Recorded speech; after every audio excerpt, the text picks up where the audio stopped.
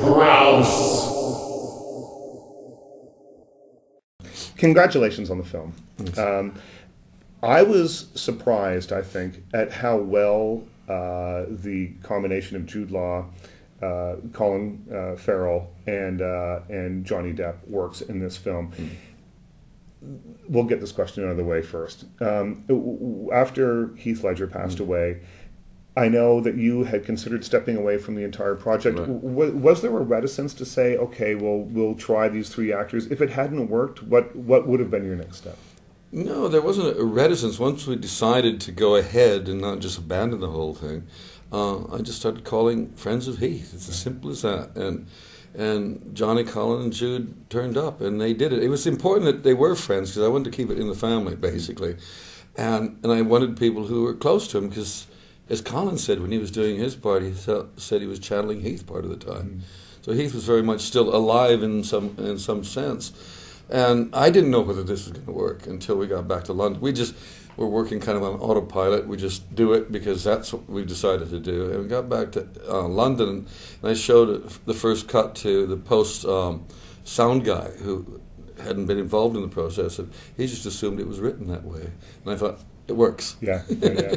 Is this painful at all for you to watch now, or what's your feeling? No, not painful at all. I mean, what was interesting is like working in the editing room for the 6 months after Heath, after more than that, it was like Heath was still alive. I mean, we were working with him every day, and he wasn't doing some of the things I wanted him to do. But he was doing things that were better than what I was doing. So we had this wonderful relationship, posthumous relationship. I do think there's the great tribute when you say a film by Heath Ledger and friends. That credit, I think, is quite brilliant. There must have been some hassle with the WG. No, who is it? The Directors Guild over that, or no? No, luckily we've had nothing to do with America on this one. But there was, contractually, it's supposed to be a Terry Gilliam film. That's what the lawyers have down there. And I said, no, there's no way it's going to be that. It is going to be a film from Heath Ledger and friends. I mean, the cast sat around one night and saying, what are we doing? And we said, that idea came up. And I said, this is it, perfect. That's how we do it. Yeah. I have described the film as being almost a Salvador Dali painting come to life. Nice, thank you. How would you? What would be if you wanted to give someone a one-liner? And it's hard, I know. But if you would, people like to pigeonhole things. People like to have it explained to them in an easy, sort of succinct way. What would you say? Enter my mind for a couple hours. Enjoy. Well, there's so many striking images. I mean, I love the grit of the, I guess, real world scenes, and then when you go through the mirror and you're in the Imaginarium scenes, I think of Johnny Depp sort of lightly dancing on the little lily pads. I think of the huge ladders. I think this is a great sort of flight of imagination, I guess. How much of it changed?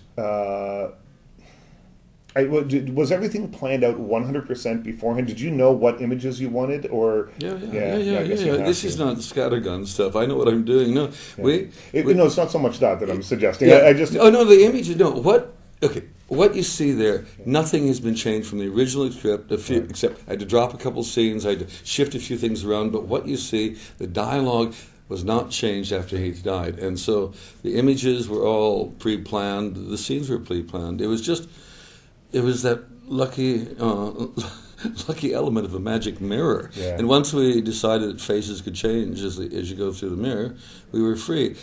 I'm simplifying it, but that's effectively what happened. Yeah. And there was some kind of movie god, and the problem with gods is they're both evil and wondrous. Right. But there was one that got it made, and there was one that punished, and so it goes on.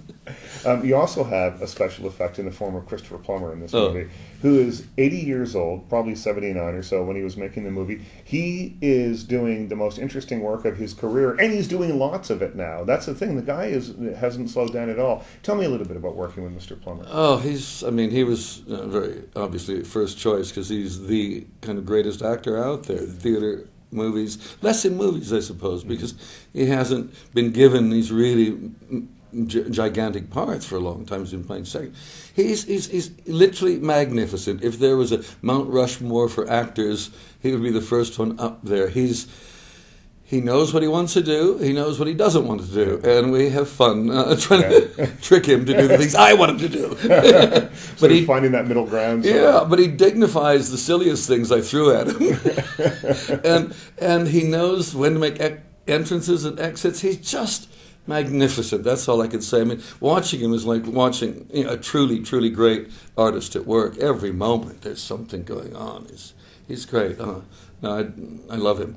Well, you have something with working with what I consider to be classic Canadian actors, Christopher Plummer. John Neville, I know, wasn't born here, but made his career here, of course. So with Baron von Munchausen, he used him in that. So. No, Canada produces amazing actors. They're usually forced on me because I'm doing a UK-Canadian co-production. But these are wondrous things. We did Tideland, Jodelle Ferland and Brendan Fletcher. They are extraordinary.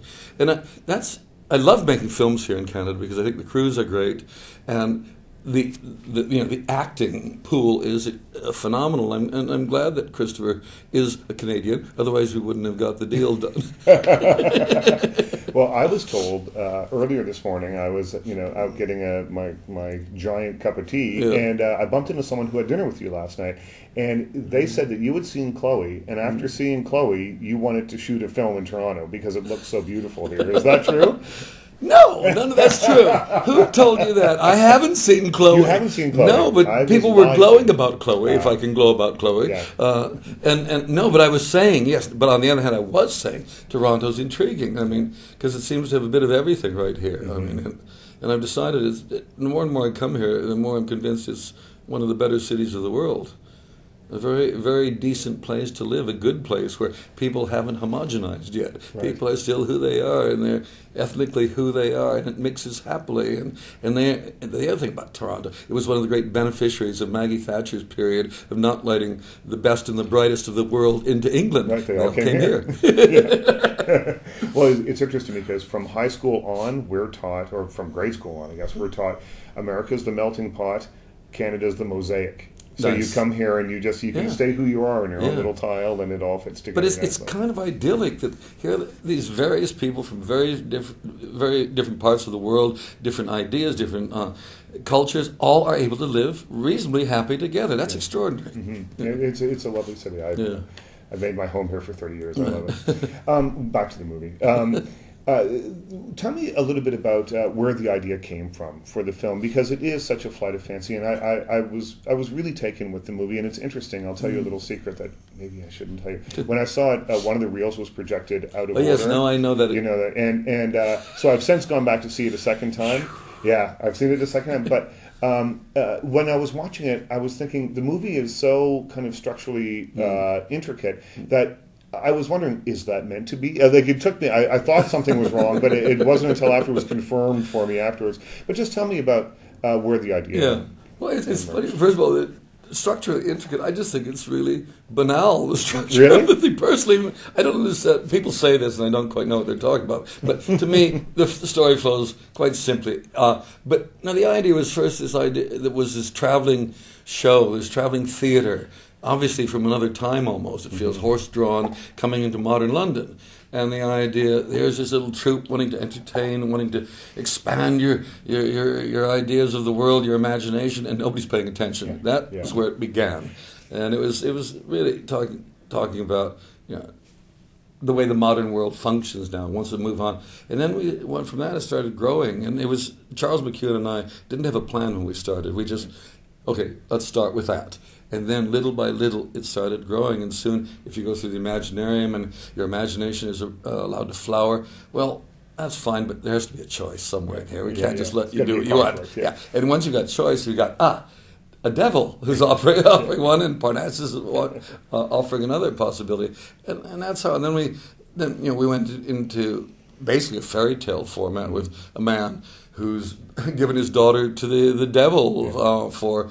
In fact, what's interesting about this, and I read in the press notes, they've got it wrong. It's not for immortality. He gives up his immortality for mortality because he's fallen in love and is given his first child to the devil if he can fall in love and be young again.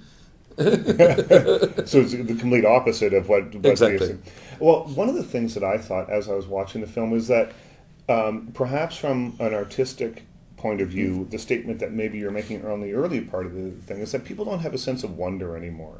And and there's a couple of scenes in the early part where they're literally the Imaginarium, the traveling circus, is parked in parking lots, and there's just drunken hooligans ignoring the call to come see the show.